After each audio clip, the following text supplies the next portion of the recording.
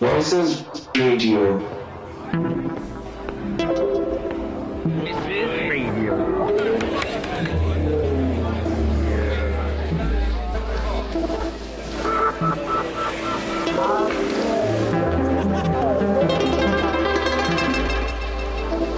Voices.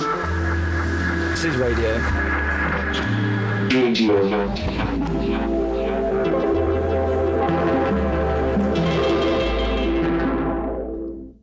Hello and welcome to I Was Just Wondering with me, Tom Salmon, the show that dives into music, film and games and everything else in between.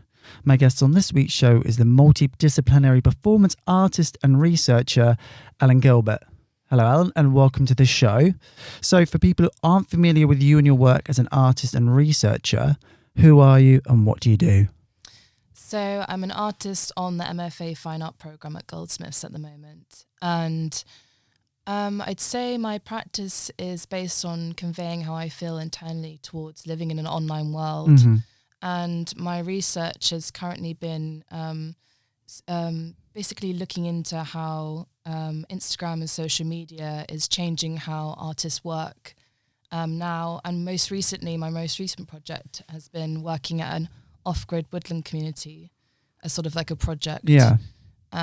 Performance project, as well as sort of a sociological kind of practice of research, kind of experiencing their way of being outside of the digital economy. Right, okay, perfect. Well, that brings me nicely on to topic one, which is childhood, big tech and God. So my first question for you today is, can you tell me about the first time as a teenager you posted something on a social media platform that got your attention, like a picture, video, tweet, repost, that kind of thing? Yes, I was thinking about Facebook actually, and I remember I first got Facebook maybe in year 6 or something. Yeah. And I think it was my dad who actually made a profile for me. Oh wow, okay. Yeah. Progressive. I know, and because everyone else sort of started having them, I wanted to have one too. And I think the first thing was probably just posting on my Facebook, on my friends' Facebook walls, and having conversations with each other on each other's Facebook walls. But it wasn't, you didn't have Messenger on Facebook then. Right, okay, You were just sort of talking to each other, but knowing that everyone else could see. So it was kind of like, that's my earliest memory of posting something. So I'd be posting something and talking with my friends just on my wall. It would be something silly like hey or something like that, something really innocent. So it wasn't about outreach or it was just kind of very innocent, talking with friends. I see. And was it, I guess, like the more sort of like kid, like mundane sort of stuff, or did you branch out into posting about like pop culture at all at that point, like any sort of current obsessions with like musicians or bands, anything like that? No, I think it was just very, very I don't remember really. Maybe we would post about going to like see some sort of band or something. Yeah. But mainly very innocent, kind of just talking with friends. Okay. Really.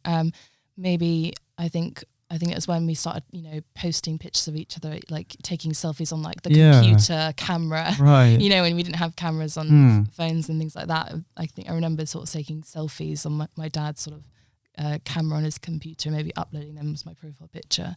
But yeah, that's my earliest memories, really. Okay, so just following on from that question, you were born in 1997, which makes you a Xennial, a digital native.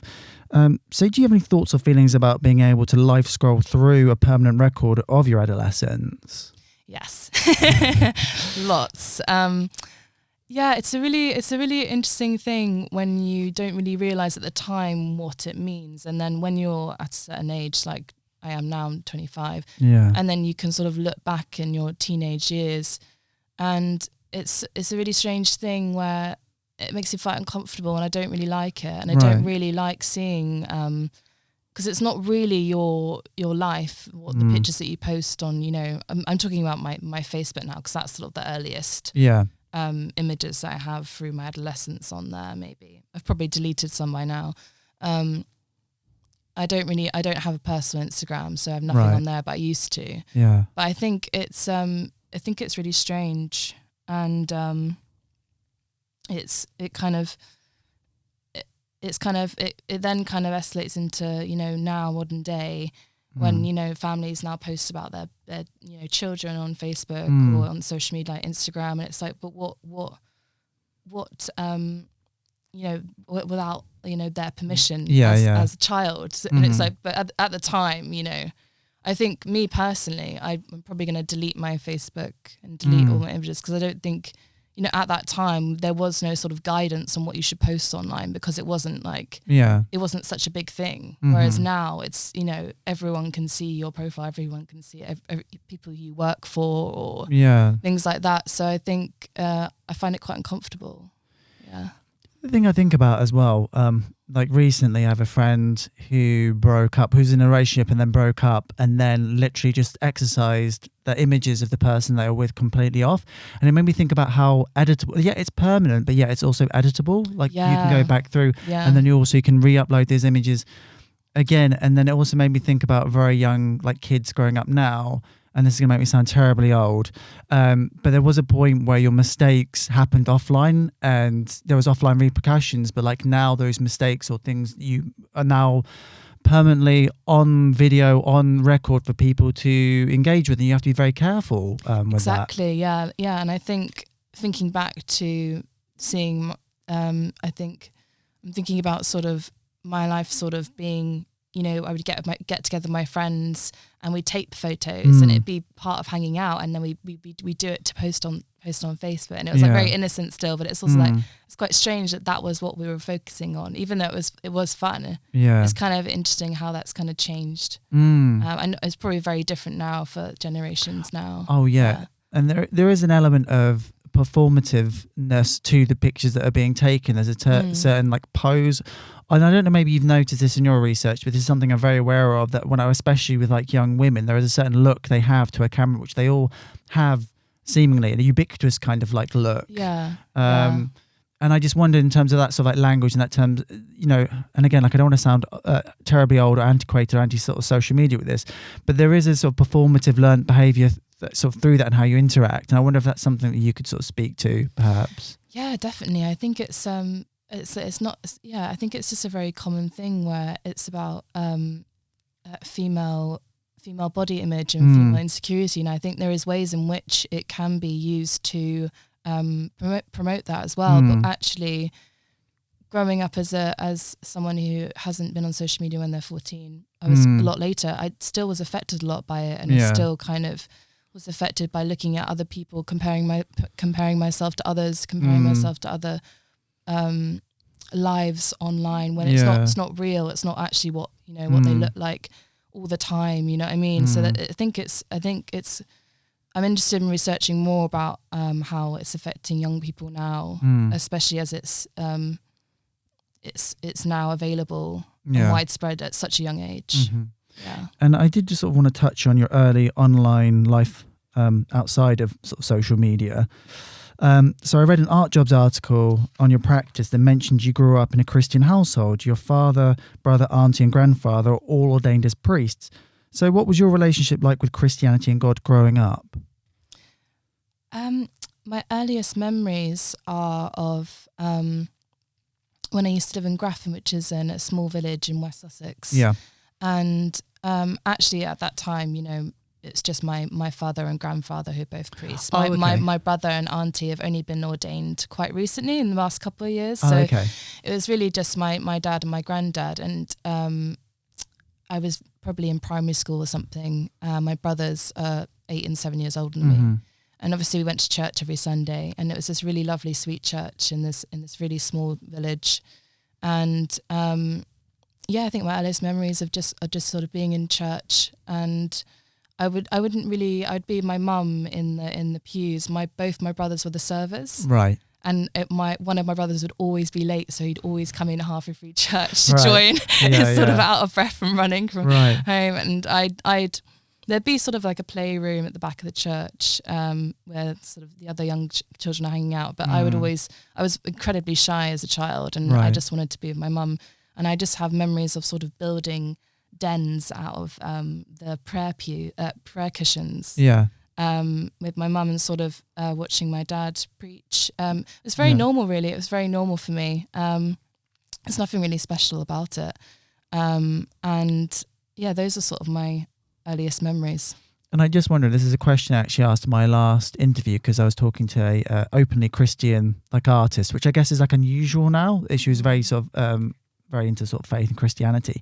And I asked a question now that seemingly technology and like social media has like superseded like Christianity in a way, like the sense of oneself as bigger than a greater being or something to look over. Yeah, interesting. And I thought, well, I mean, obviously Christianity and religion, it can be sort of problematic, but the one thing it does allow you is to think that there's something above you, that you're not the center of the universe. There is a sense of community there and worship, which I believe is important. And I just wondered if that's something that you could, because you've actually grown up in a Christian household, is that something that you've sort of interacted with, the fact that now people are less willing to engage with God per se? I'd say I think it depends on your own circumstances. I still feel like it's widely celebrated and believed in by Christianity. So I think it comes down to personal preference. But I think it's interesting kind of thinking about that and thinking about, because we're so kind of involved within this, within technology and not really everything becoming kind of much more, what's the word? Logic based or anything like that. And I do think that's a shame. I think we're dealing with godlike technology, which I think is kind of like the more interesting thing about that, and about how like people like tech gurus and things who have invented, like Mark Zuckerberg and things like that, and how they're in positions of such power that kind of replicate godlike technology, and I think that's an interesting aspect. Yeah. And I think in terms of technology revolutions, I guess like there's a Ford motor car, which was a big technology revolution, but he wasn't necessarily in control. Ford himself wasn't in control of people's like lives. Like you had a car, you could still interact with the wider community. I guess people like Zuckerberg, like Elon Musk, they can literally just unperson you. They can take you off, deplatform you, won't exist, and you can't interact anymore. Yeah. And I think like that's the big differentiator between earlier technology revolutions. In a sense, you still could live a life to a certain extent, whereas like now, if you're not engaged digitally at all, what do you do? Like, where do you go? Yeah, it's like you don't exist. It's really strange. Yeah.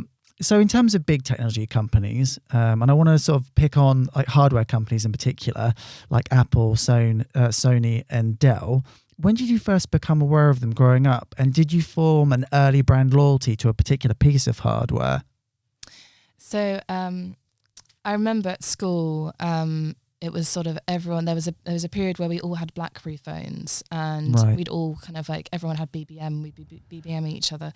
And then suddenly the iPhone suddenly was everyone had an iPhone, and it was I think I know my friends being like, oh, you should get an iPhone, like, and it's sort of like this. Then you're missing out if you're not, you're then pushed out of the circle if you're not part of the and it's quite funny because how I got an iPhone in the end was my parents said, if I go on this Christian pilgrimage festival, oh wow, okay, we'll get you an iPhone. Yeah. So I did. So that's my first experience of getting an iPhone, and from then I've always had Apple products. Interesting. Yeah. And how was the experience that you went on to get the iPhone? Was it worth it? Was it, did you Yeah, it was in Walsingham, just quite a holy place. And it was just like a big kind of camp like festival. Yeah. And there's lots of like music, there's Bible study in the mornings, and it was I'm glad I did it. It was a good experience. Yeah, but it's quite funny that's how I ended up getting my first iPhone.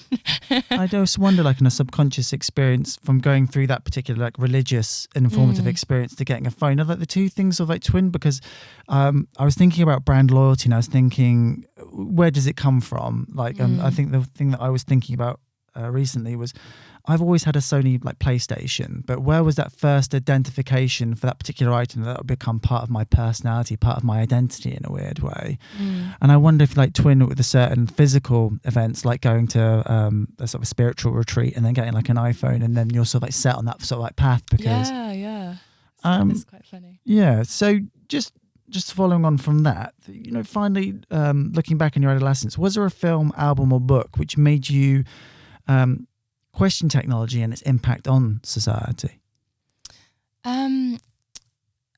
I think there were like a few films that made me question, thinking back into my teens, probably, you know, typical films like The Terminator, it's quite funny. Yeah. And then sort of iRobot, I remember sort of watching them and being quite terrified. But I think thinking back to when I was doing my A-levels at school in art, an artist that really I remember seeing and really kind of influenced I was doing sort of a project on technology back then, and I was sort of taking photos of everyone in the common room on their phones and, you know, the social areas and things like that, and kind of making work from that. And I made sort of these oil paintings of people, like I think I photocopied people's faces squashed against the photocopier, and then did oil paintings of them and put them in computer screens. That was my A-level project. Okay. And I remember an artist that I'd seen that influenced a lot of my work then was Nick Gentry, and he did these paintings on sort of videotapes. Yeah. And did these videotape paintings. And I think that really made me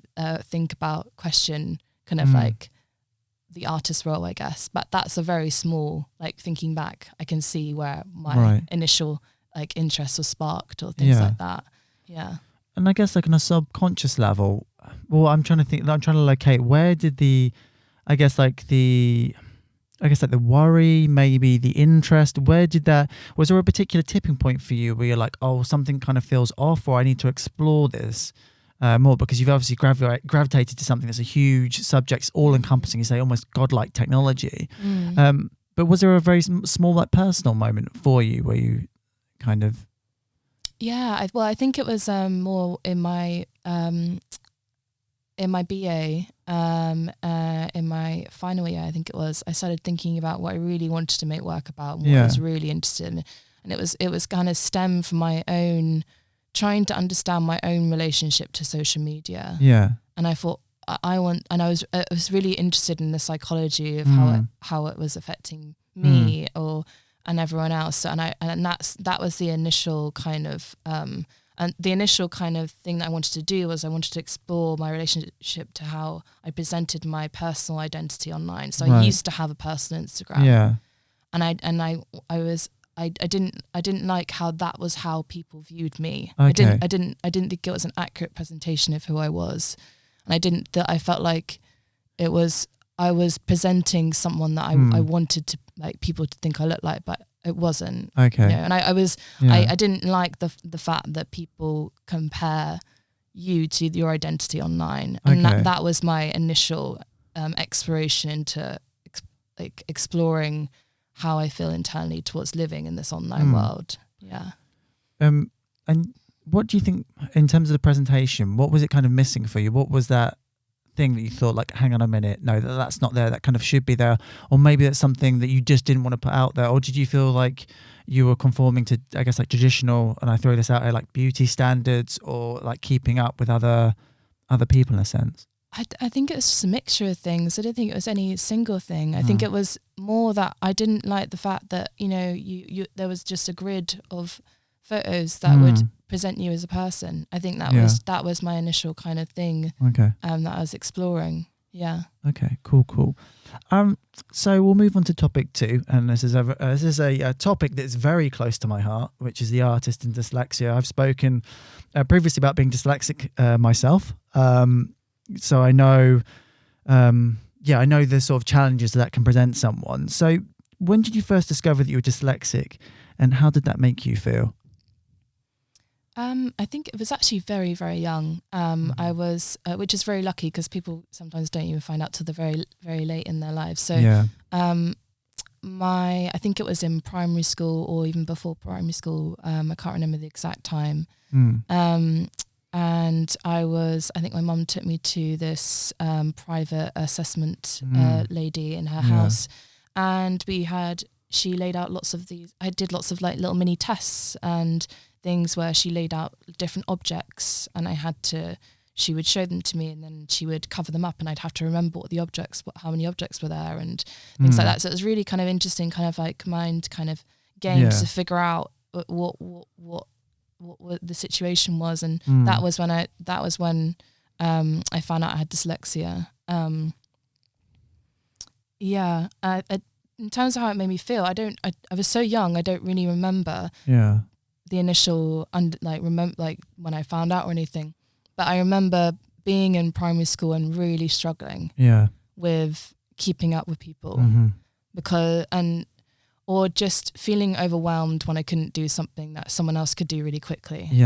I think that was and I found that really hard, and I was really, but at the same time, it didn't, my mum really celebrated my strengths. And like that was really kind of powerful. And I was obsessed with Matilda when I was younger, the film, and I was always obsessed with like being this like knowledgeable person that I just have books and I pretend to read them because I wanted to be like Matilda. So it's so I guess it didn't, I guess it affected me a lot. But because I had a lot of support, now it doesn't affect me so much. And the thing I was thinking about recently about dyslexia is if you have it, there is a sense of very early self-examination, which people don't really have. If you don't have dyslexia and you're a young child moving to adult, everything kind of like happens seamlessly. The world's built for you. You don't have to worry about it. But if you're dyslexic, you're tested at a very young age. You're forced to contend with your mental capacities, which could be very sort of spiky. One bit you're amazing at, other bits you're rubbish at. And I just wonder, as an artist, as somebody who's engaging in sort of social media, was there something about being tested in a sense of self-examination at a very young age, which maybe sort of fueled the idea to be more curious out in the world through that? Yeah, definitely. I think it's also, it's quite strange being told that you have some sort of I guess there's also a psychological aspect to it as well, when you're kind of told that you have this disability, I guess. And then you kind of then question yourself about everything. Whereas, and I think there's also a thing where dyslexic people tend to beat themselves up so much because they're and it's actually it's really not. It's not about intelligence. It's about the workspace or how. So, I think it has. I'm sorry, I've forgotten your question. What's your question? It was just essentially, I think, and I know this from my own personal experience. Of the reason why I'm so curious about the world is from a very young age. I had to really examine my own self. My own self was like put out on an examination table and was broken out through tests. And I guess once you're put through that sort of like process, when you're forced to examine yourself and the world and how you're interacting with it or not interacting with it, I guess it just makes you inherently more curious. Definitely. I think it's more, it's kind of you're kind of rebuilding your world to fit you and how you need to work to be better, to get to those standards that you want to be at, and working harder than everyone else to get there. That's sort of how I see it. And I know for everybody that their dyslexia is different. So what were the three biggest things that kind of affected you the most? I think it's really changed as I've grown, and so things that I would find very difficult when I was younger, I don't find so difficult now. And it's mainly because I went to had a lot of support with it as well. My mum's a learning support teacher as well. Okay, right. And I'd say the main thing is sort of maybe writing speed, I guess, and feel like taking, some maybe writing a paragraph might take someone half an hour, whereas it take me maybe 2 hours. It's something like that, and that's something that still happens now. And really, like when I was younger, I would really, really struggle and be like just so angry and frustrated and not being able to express in writing how what I was thinking or what I wanted to say, and I get really upset about it. Whereas now it's like, oh no, it's not, you just have to do it a different way. I have different ways of writing. I have different, and you sort of build your own system, way that works for you. What else? Probably memory and things like that. So kind of, I have to sort of write everything down. I use sort of whiteboards and things like that. I always have to have visual reminders for everything. But it's like it's only small things. It's not like I'm not challenged every day or anything like that. It's kind of it kind of feels weird to think about it because it feels so normal to me. As well. So it's sort of like is this what everyone maybe everyone does this? I don't know. What else? Yeah, I think, but I guess in the way that I have come sort of, feeling like I have lots of ideas and there's all this kind of, I guess, trying to get organized. It's actually made me really organized. Yeah. Which is quite funny. I feel like I'm more organized than because of it. So the way that I work is, I do lots of mind mapping where I'm trying to, even when I'm doing my creative practice, I mind map all the time, right, to get all my ideas down, and then I put them into a different thing. And I use kind of like systems called Glean when I have tutorials that record our conversation, then it automatically puts it into writing. Oh, okay, nice. Things like that, which is very lucky that the university provides for people with dyslexia. Okay, cool. I think it's also like a free platform as well. So, I guess it's just. I guess you can see them as negative things, but also it's at the same time it's just different ways of working. Mm-hmm. Yeah. And just thinking about that, can you think back to a time when you first created a piece of art, like a photo, sculpture or painting, which helped you express an emotion or feeling that words simply couldn't? Yes. Well, I think it happens a lot during my art making, but I remember like a specific time when on my BA course, when I first initially was exploring how I felt internally, externally, towards living in an online world. And I remember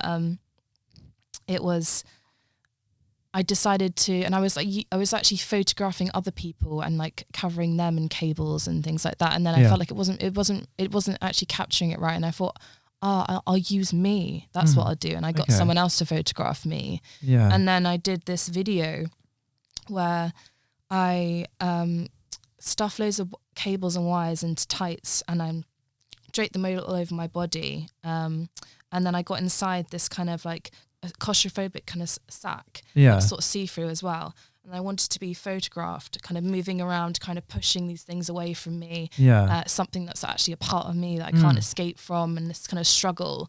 And the actual physical experience of doing it actually expressed visually how this kind of internal anxiety and relationship we have towards social media, especially like how I was feeling as well. Yeah. So that was kind of the first initial kind of piece of work that I realized I could express visually instead of in writing. Okay. So that was kind of the beginning of all of those. Which brings me nicely on to your practice. So in terms of your practice, as you've mentioned, it's very physical, it's very body-centric, and it's spontaneous. Like the Windows XP Performer Series, which you produced in 2020. So just following on from that question, why is it important for you to work like that? And I guess the reason why I asked this question is there's so many different like forms of art. Why are you particularly drawn to, I guess, like film, performance art, that kind of thing? Yeah, I think it like I just said, it kind of, there's a spark, and then it was this thing, and I was like, oh, this is like, I've gotten onto something here where I can express how I feel physically instead of through this. And I think that, using my body, it's very fluid, and it's very, it's kind of, it's really hard to describe, but just kind of, I guess it's how I feel I can communicate most effectively. Yeah. And through kind of the Windows XP Performance Series, it's like the way I work is that I'm responding to an environment in the moment and materials that I bring with me. So it all happens in the moment in this bodily kind of way, towards how I'm feeling internally. And then I'm not planning it before, you know, I have a vague idea in my head, but it all happens in the moment. And then once I've done the performance or done the video work, and then I look back at it and I think, oh, what am I feeling? What am I trying to say in this? And then that's how I can realize, oh, that's how I'm feeling. That's what I'm thinking about, which is it's a very expressive way of expressing yourself. So I guess just going back a little bit, had you tried more traditional forms of art, like painting, like sculpture and stuff, and that just wasn't quite getting you to where you needed to be in your practice? Yeah, I did a lot of I did abstract painting for quite a long time. I did a lot of it's kind of like world building in your head and things like that, but I kind of got I I felt like it didn't mean anything, and I wanted to make something that meant something. And that's totally personal opinion, because I love abstract painting. For me, I tried to do it through expressing my dyslexia and kind of like exploring that at one point in my BA course, and it wasn't quite. I could never really like express it in the way that was just on a board, and doing it through performance, I felt was the most effective way for me to express how I feel. But also I am interested in sculpture and installation, and I think I love the idea of creating immersive environments as well. Yeah. So it's definitely, that is what my current practice has been, but it's definitely always evolving as well. And just very briefly for the people listening, could you just describe Windows XP Performer? What's that all about? Just so we have a visual idea. It's basically, if people remember the classic Windows background, Windows XP background, which was a green hill and sky and blue sky, and you sort of had the Windows flag sort of dotting around the screen. And I can explain how I discovered. It's actually a field that I photographed myself in that's really close to my house. And I was walking, I was driving by, and I looked to my left and I saw the field, and it just looks exactly like the Windows XP field. I thought, oh my gosh, I thought I've got to perform, I've got to do something with that. I've got to perform in it. It was my initial thought.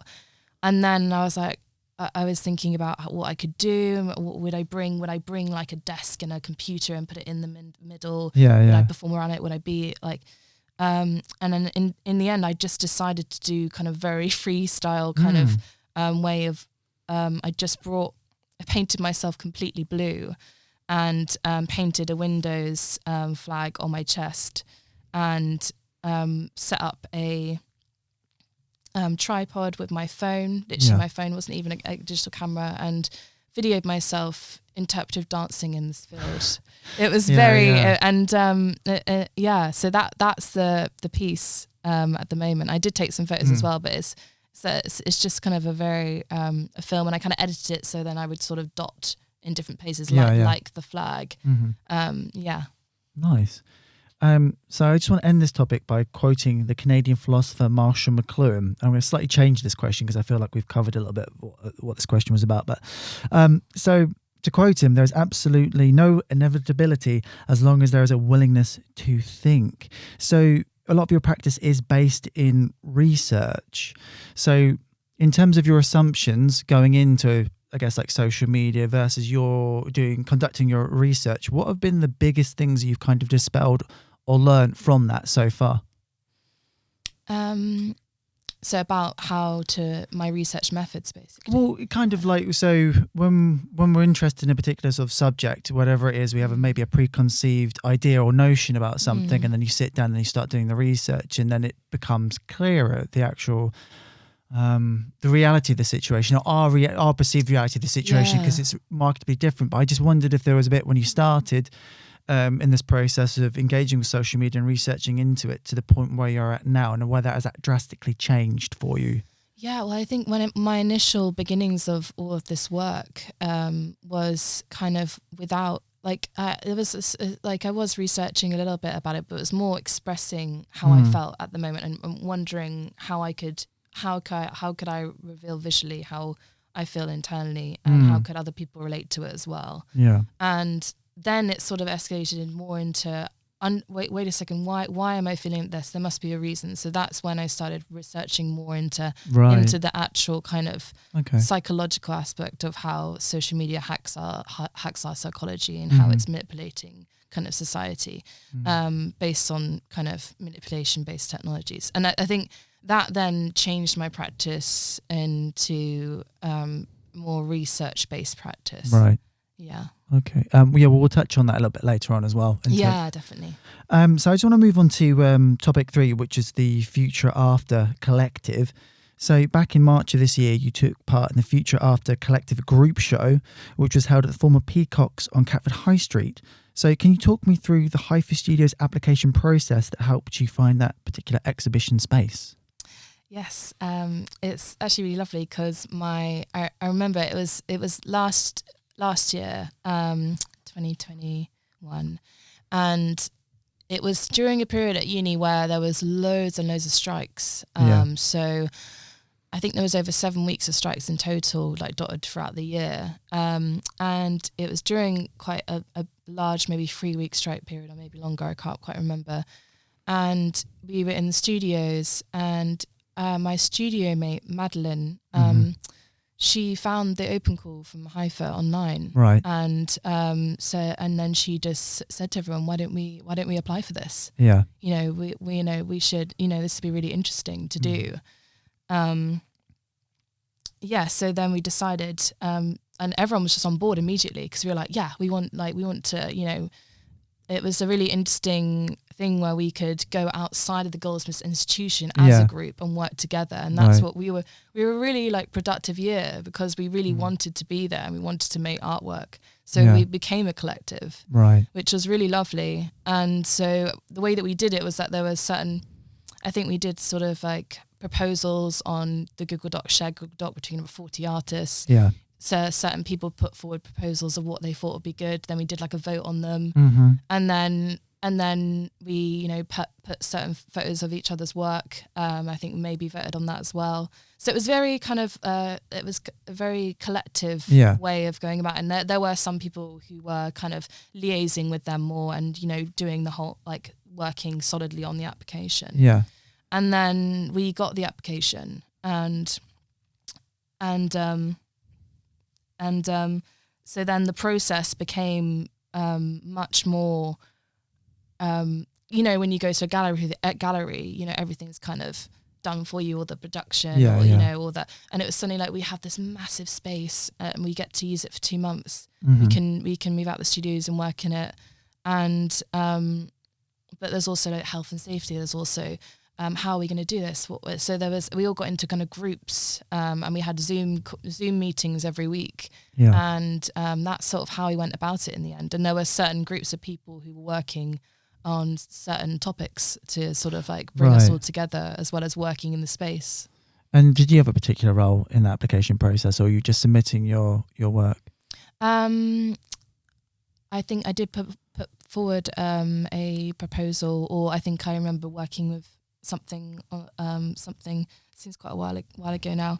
I was head of publicity for the actual exhibition. Right. Yeah. So that was kind of my role in kind of like, so then I had a group of people that was working with me on publicity and getting posters printed. And I was sort of saying to everyone on the Zoom call, the way to get people to come is to invite people in person, ask people, you're not going to, don't just put a poster up and, you've got to, is face-to-face interaction is going to be like than just posting something on social media, hoping people will come, invite people, I think that's the best way to do publicity. Yeah, definitely. Yeah, especially it is hard to motivate people to get to things. Yeah.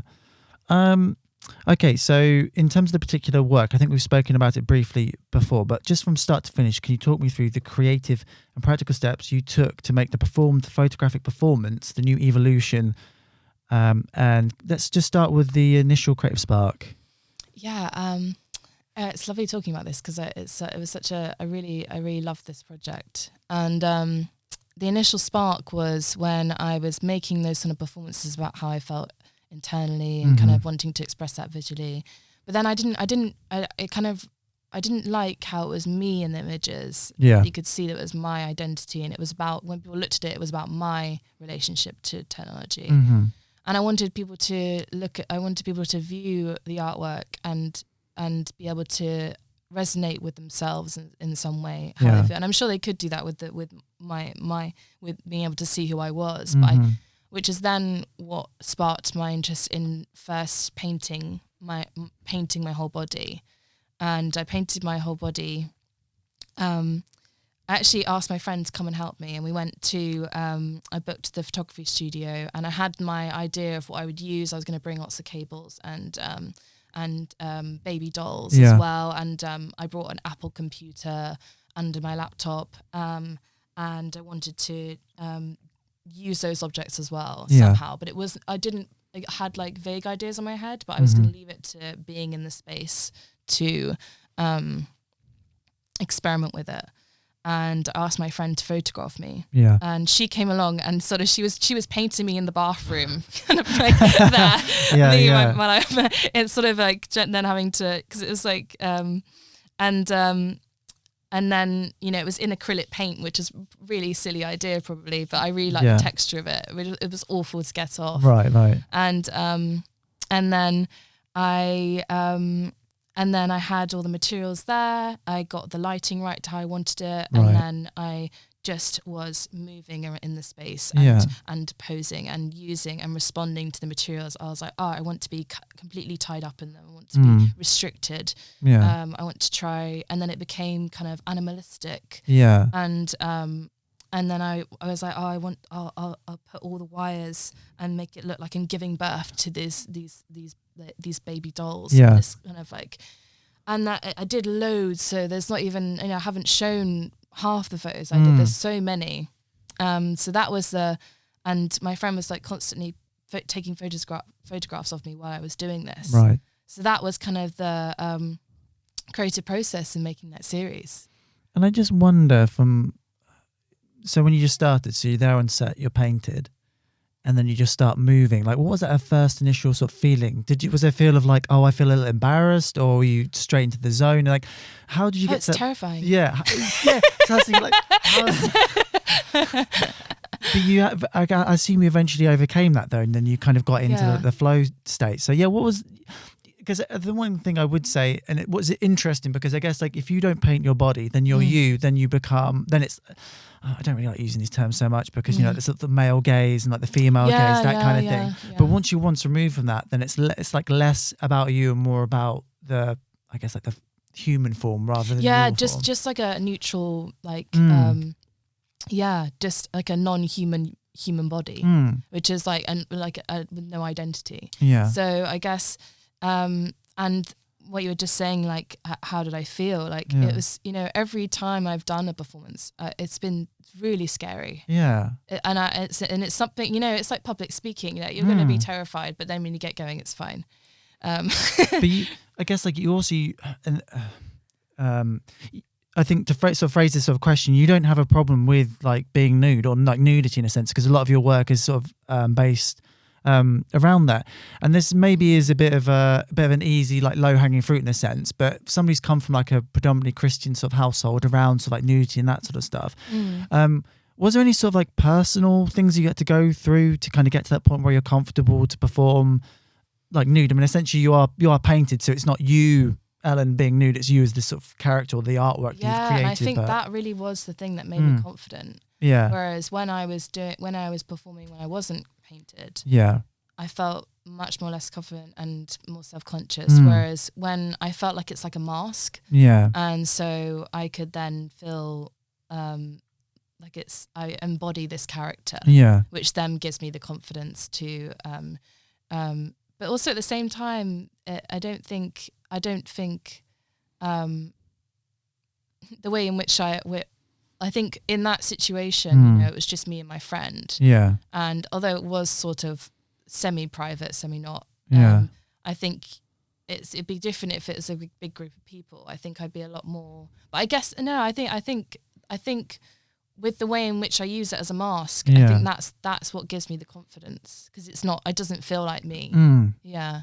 And I guess there is no, I guess, like, issue with your parents. I mean, again, like, it's a bit sort of low-hanging fruit, but in terms of like the conservative nature of like Christianity and that, or some aspects of it, although a lot of religious iconography, I can say the word, is predominantly around Christ's body, his physical form, which is sort of like interesting, because I guess like it may be sort of subconscious and maybe a bit of a reach, but if you're engaged in sort of Christianity from a very young age, you're exposed to these, well, I guess, like naked images essentially.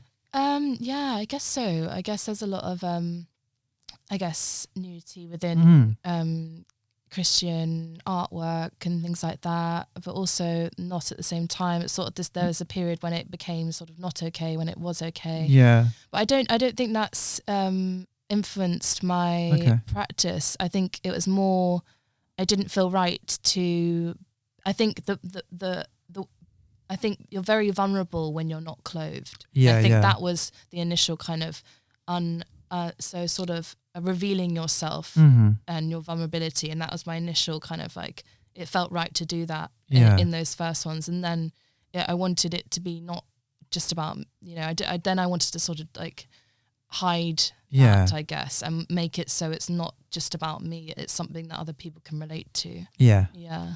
And just lastly on this point, was there a particular performance artist? Because there is a history of performance artists that get naked, essentially. Was there any ones that you kind of like looked to or inspired by to start your own practice? Yeah, there's a few. Definitely Juno Calypso. I don't know if you know her. She actually inspired a lot of my work because she does a lot of self photography where she photographs herself via remote control, which is what I've started doing as well. Yeah. And she did things where she painted herself. So it's definitely influenced by that way of working. Mm-hmm. And then also Anna Mendetta is a really inspirational artist who did a lot of body artwork within nature. Yeah. And definitely influenced by her as well. Cool. So I just want to move on to like the last part of the exhibition. So I watched your artist talk during the exhibition, and the audience was aware of the dangers of social media. And I guess my question to you is, do you think Western society is mostly oblivious to the online world and how it's shaping our physical reality? Or is there just an apathetic acceptance of it?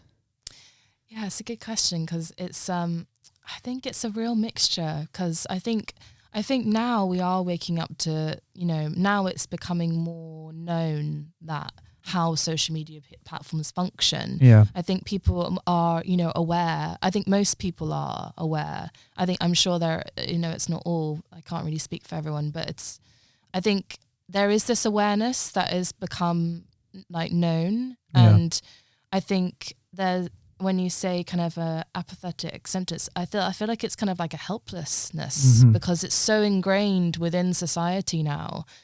It's kind of like, it's a really hard question to answer. And I think that's like a question that a lot of people are trying to do in groups and are trying to conclude to. But I think there is this kind of acceptance of it because there's sort of no choice. It feels like there's no choice, but really, there is a choice by collective kind of will, I guess. Yeah. But at the moment, at the speeds of technology and the way it's kind of ingrained so much within society, I think there is some sort of acceptance within that as well. Okay. And then just following on from that question, I want to slightly change question 14 because I feel like we've covered some of that sort of stuff. In terms of the work that your fellow peers had put on that exhibition, was there any ones that you particularly related to yourself that were exploring issues that were close to your heart that weren't necessarily socially media related? I think everyone was really unique in their own way in the show, which I thought was really amazing that we could all kind of exhibit together in one big force, really. Yeah. I think there was, I can't really say what related to my own. I guess I really appreciate artists' interest in trying to make people see something differently or try to resonate some sort of feeling within someone. That's something I really appreciate about art.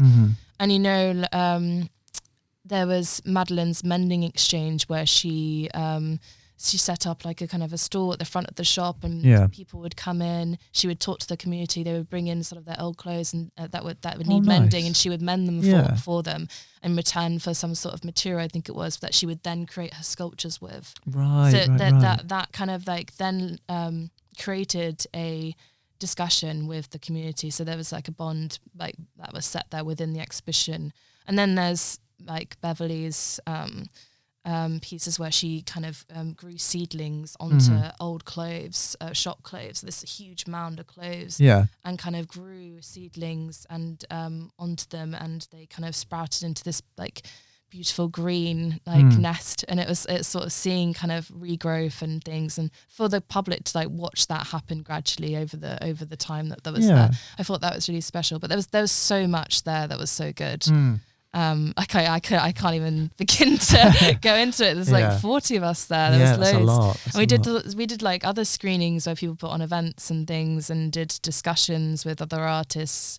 So yeah, there was a lot going on that was great. And finally, why is it important from your point of view that Hypha Studios provides you and your peers with exhibition space? For that specific time. Well, just Hypha Studios, it being a charity, it's an organisation that exists in the world. So why is it important for people like you and your peers that they have a platform like that? I think it's so important because it's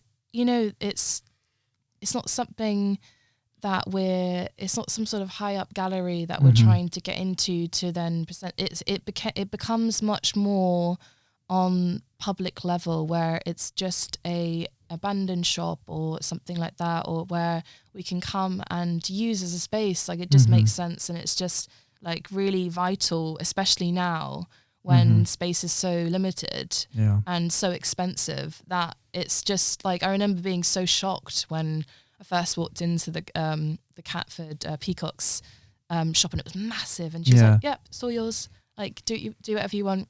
I'm just like, obviously, nothing bad or anything. Exactly. But and it was like, wow, it was amazing. Yeah, it's like, doesn't happen very often. No, it doesn't. So I just want to move on to topic 4, which is present day data. So essentially, it's just a few questions, hot takes that you might have on current events. So the first one, very topical, is what do you think about billionaire entrepreneur Elon Musk buying Twitter to protect, as he calls it, the digital town square, and his recent efforts on the platform to help humanity? Wow. There's a lot there to discuss. Yeah, I was very shocked. It makes me feel very uneasy. I think that's a good answer.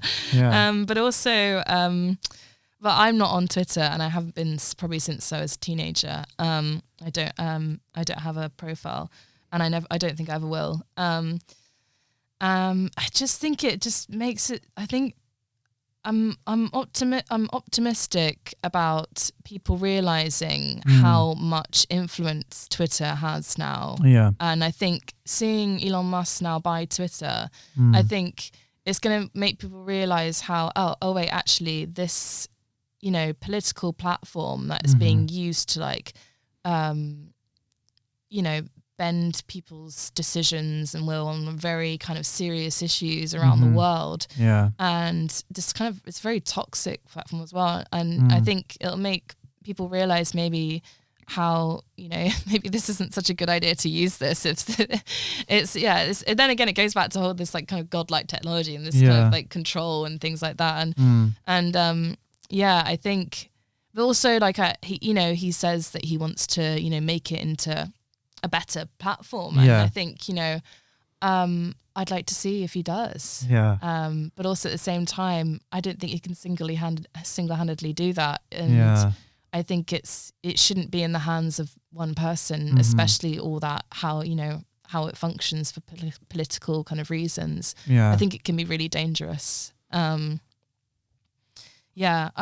personally would just delete your Twitter accounts. It's an interesting one, because I sort of struggle, because I can see the benefits of social media, of what it gives people, but also what it takes away. Yeah, and I think I've talked a lot about the bad, and I think there is there is a lot of good things about it as well. For as much good and bad as it gives us, and I also think this is a very sort of broad, I guess, like comparison. As much as a religion as a whole has given us so much in terms of like hope, religious artifacts, education to certain degrees, and then you think about all the bad stuff it's given us as well, like the wars, conservative beliefs, just completely insane things that have kind of happened in its name, and you just feel like, I don't know, again, like it's a bit of a broad like comparison, and I guess like you can't put a figure, you can't say, well, it's 50% good and it's 50% bad in a way, and how would you even make that argument or that case? And then simultaneous kind of dystopia, utopia. That's the problem. Exactly. And also what I'm struck by is, because I was watching an interview recently, and they were talking about social media, and also thinking about like Marshall McLuhan as well, because I was watching a documentary about him, and they said it's really down to the user and the reality they create for themselves.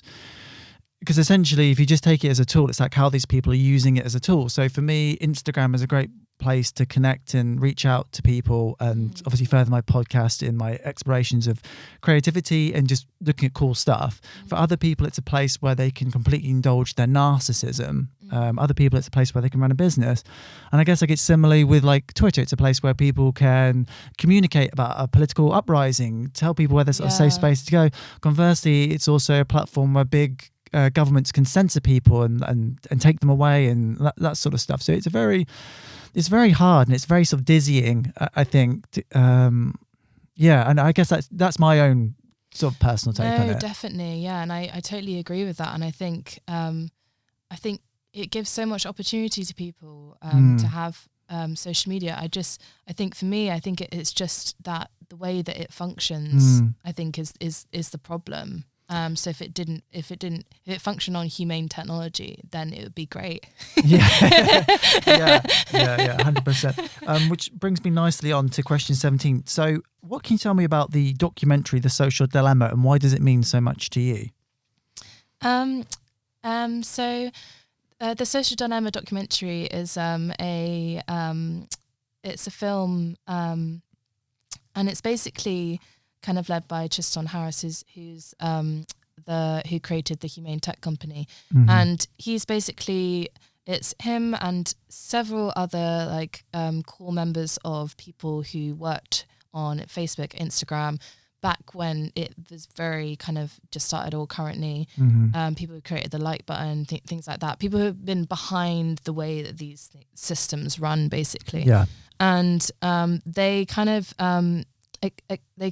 It's really interesting because they've done it in a way where it's kind of interviews with them and them talking about it, but they've also done this kind of like creative kind of drama hybrid kind of documentary where they have like actors who've come in and performing kind of like visually how it affects you, and they have sort of also CGI and things like that, where they've kind of shown you how algorithms works. It's really hard to actually understand what an algorithm is, I think. Yeah. I think that was, and how, they kind of just showed like the way in which platforms function on persuasive technology, and how persuasive design has been like the core of making social media platforms kind of function, or even, the iPhone and things like that.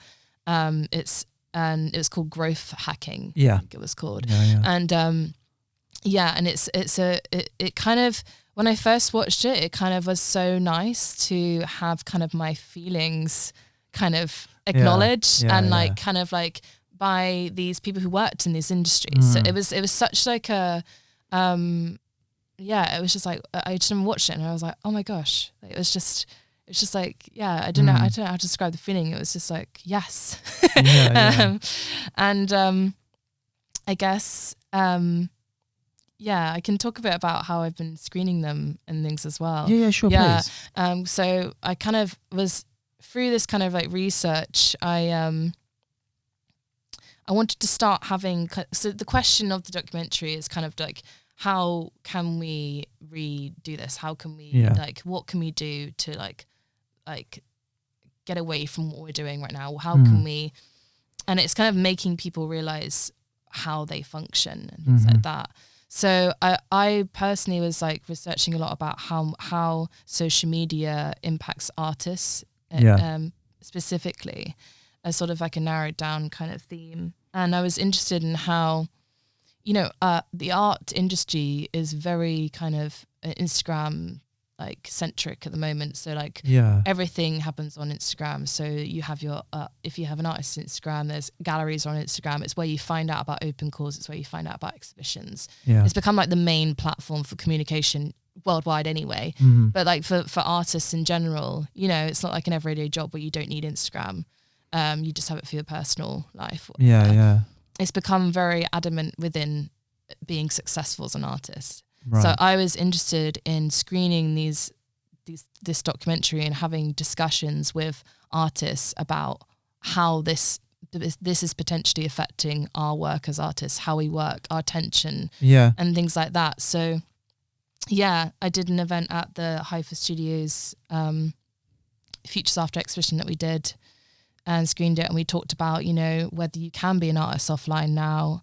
How does it affect our creativity to live in this sort of hyperactive hive mind workflow, sorry. And and it was really interesting because, you know, my aim was to sort of be like, what can we do about this? But then it's like, well, really, you know, that it's really hard to even imagine not having that, you know, if you're a well-established artist, who I think this is what one person said, you know, if you can hire someone to do your social media for you, then it doesn't matter. But like for young people like us, there's not really doesn't feel like a way out. So that's sort of like my current kind of research and relationship to the social dilemma, and how they're actually, the whole reason that they've done that, they have like a website where they have they provide you with discussion guides on screening the event and having discussions. That's the point of it, basically.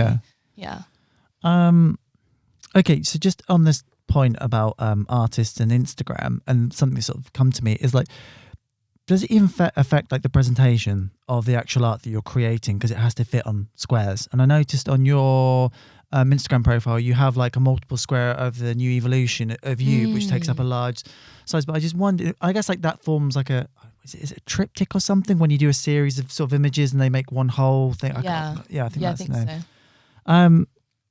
And I guess like, so do you think subconsciously like art and how its presentation and even what's being created is subtly being changed by the fact that it has to be exhibited on Instagram and it has to, you know, go viral? Yeah, definitely. Because, you know, like we discussed about how, you know, you kind of like have to have your own whole different artwork that's tailored to Instagram that you present outside of your artwork, right? And how we're all kind of becoming kind of like visual artists in a way, because it's becoming and you know, the way you photograph something, so you kind of make something, you know, some people, I'm not speaking for every artist, but you know how it affects when you make something, how you photograph it and how it will look online, things like that. So I guess it's kind of exploring that kind of side of it, as well as it kind of affecting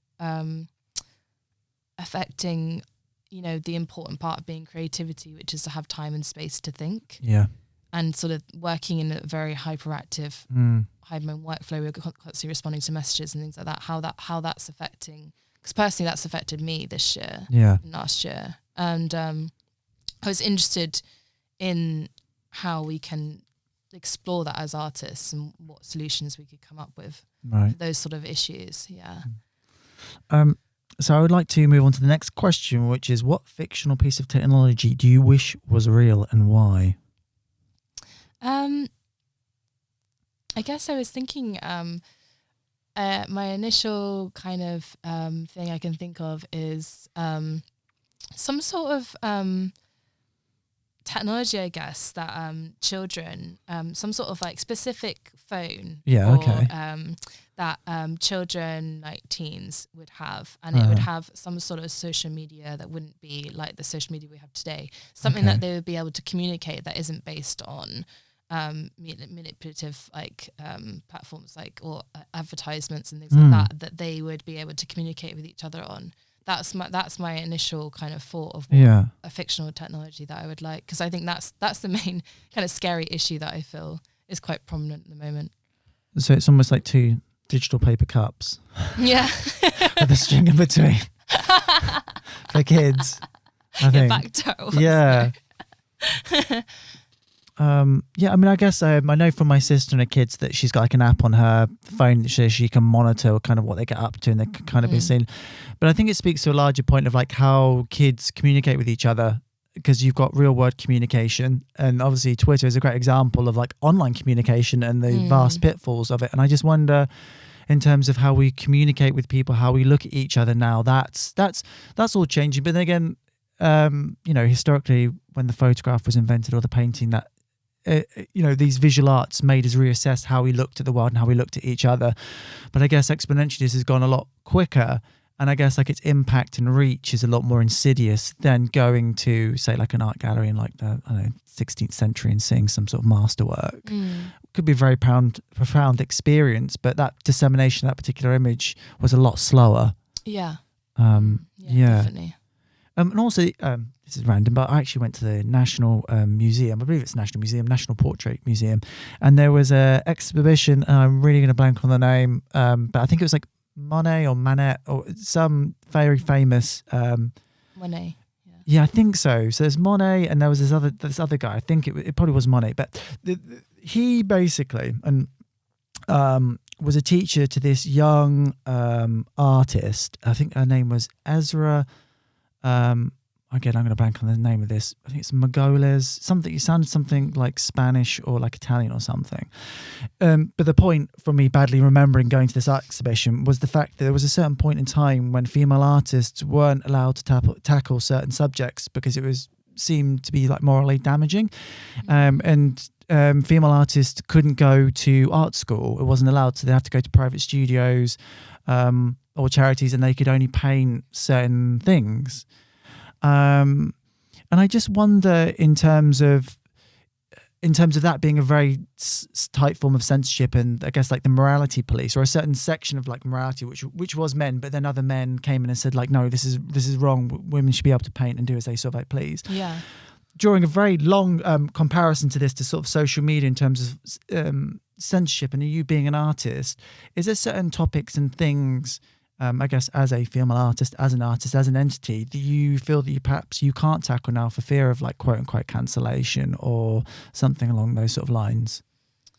I think now it's become so. I just don't feel like it's like that anymore. I just feel like.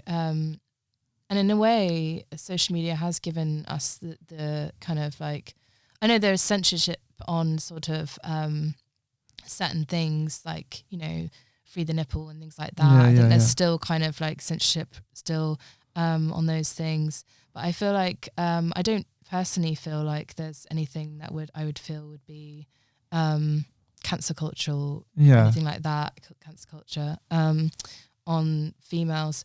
But well, no, I mean, just in terms of your particular practice of subject matter that you might want to tackle, but maybe you're a little bit reticent.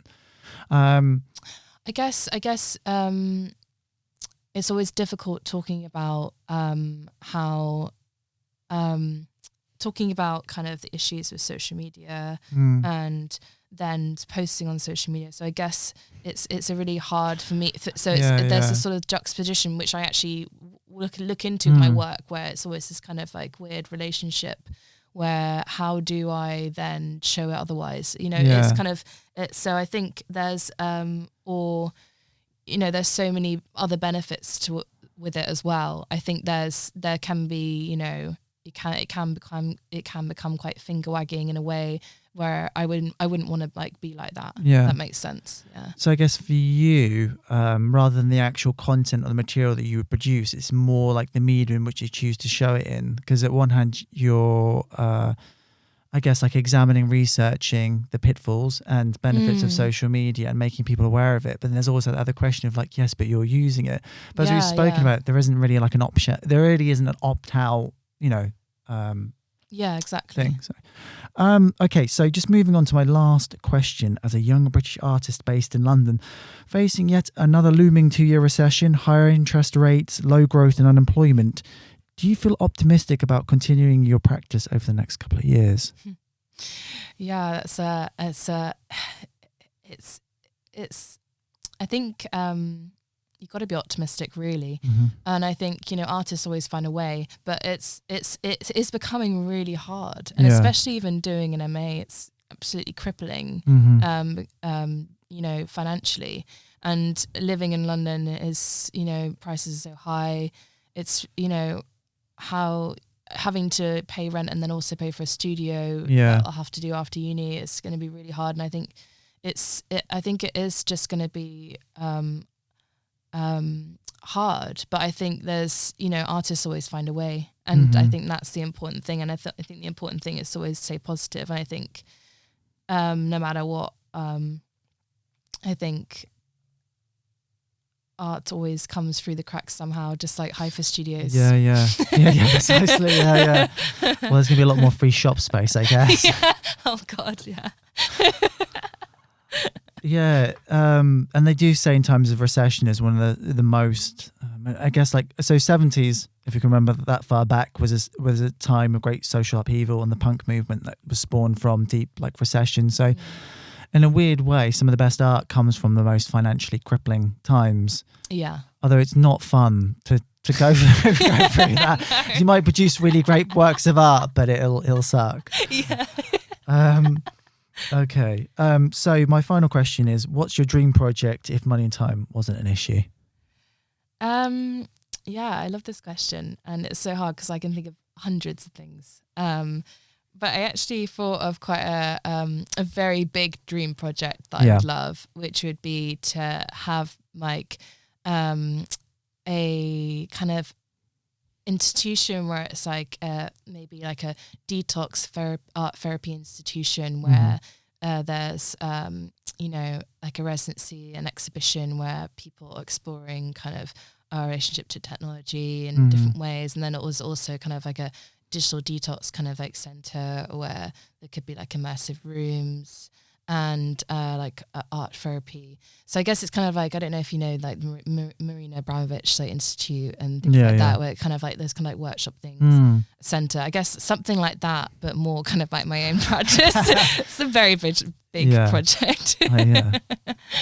I do think like in terms of like yoga retreats and stuff, digital detoxing, I think is going to be a big thing. Exactly. Yeah. So especially I think it's going to become much more prominent within like the mental health sector as well, and having sort of like therapy for that, which I think would be interesting to sort of explore as well. Yeah, 100%.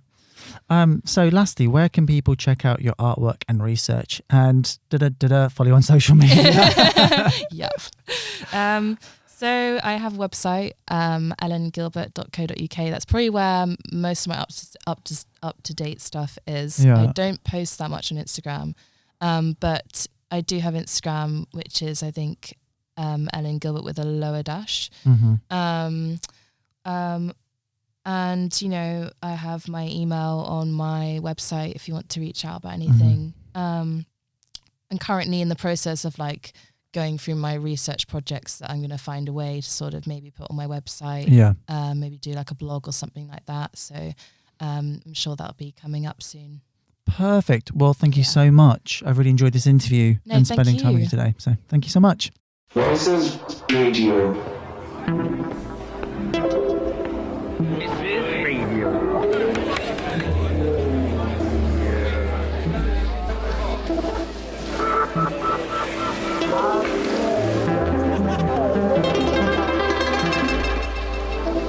Voices This is radio. Radio.